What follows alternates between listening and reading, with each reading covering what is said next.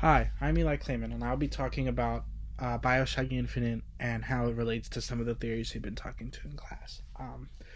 First, I'd like to go into self-determination theory because I think within BioShock Infinite, which is a single-person shooter slash kind of adventure game, um, self-determination theory is kind of one of the main driving forces of the game. All right, so to begin in this first clip, I go through the main kind of menu screens within the game, the one for objectives, gear, weapons, vigors, and voxophones. And basically, those are kind of the home base for the game, how you track, which gear you have, which weapons you have, which upgrades slash modifications you've already done to these things. And then the vigors are kind of your special abilities. You can track which one of those you have.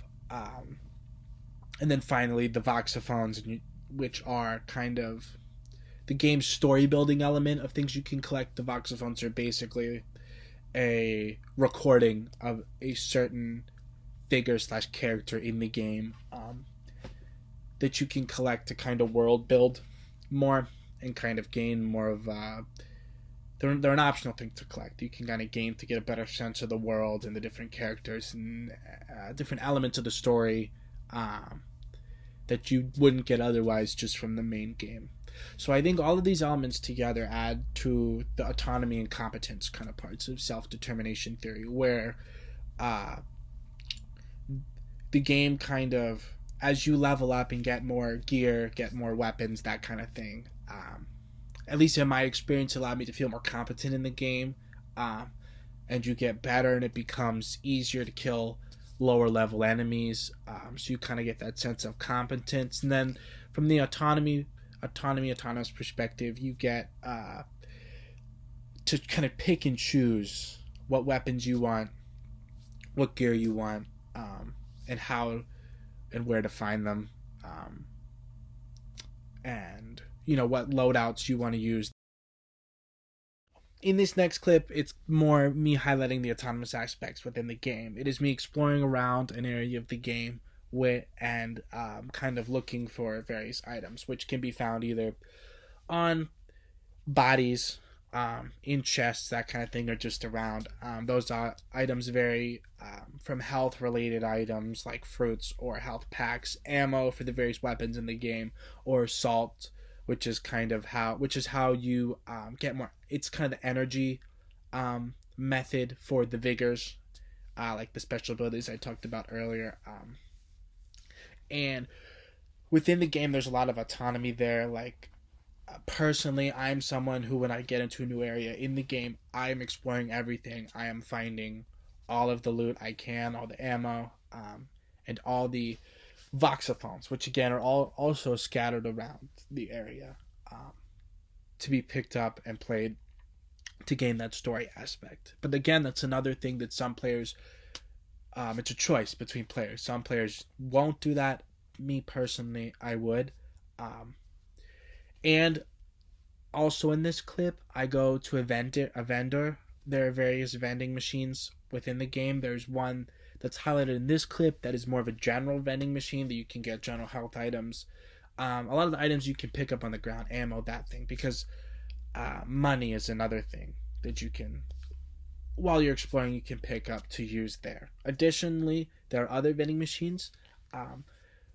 In the next clip, I highlight one that has specific power-ups for the guns. You can get more like damage upgrades, that kind of thing, for the guns and for the vigors and those things. So in this clip So the final aspect in this game of autonomy that I'd like to highlight is this kind of side quest mechanic the game has, where there's kind of either chests and safes and kind of locked rooms scattered throughout the game. And in the beginning of the game, you can go find the keys, like I did for this chest, and unlock it and get things like ammo, other special items, upgrades like I got in this chest, to again continue to add to that autonomy and kind of build your competence in the game, and even later in the game. Okay, so the final thing I want to talk about regarding BioShock Infinite is the idea of new loot, slash kind of operant conditioning. Um, so as I've talked before, one of the main aspects of this game is working towards getting these various vigors, which are kind of like your special powers in the game. They're all very outlandish. There's one where you can shoot fireballs out of your hand. There's one where you can command crows to attack an enemy for you. There's one called Bucking Bronco where you can basically force push enemies, especially to describe it. But it's basically kind of an operant conditioning feedback loop type of system in the game because like in this first clip that's playing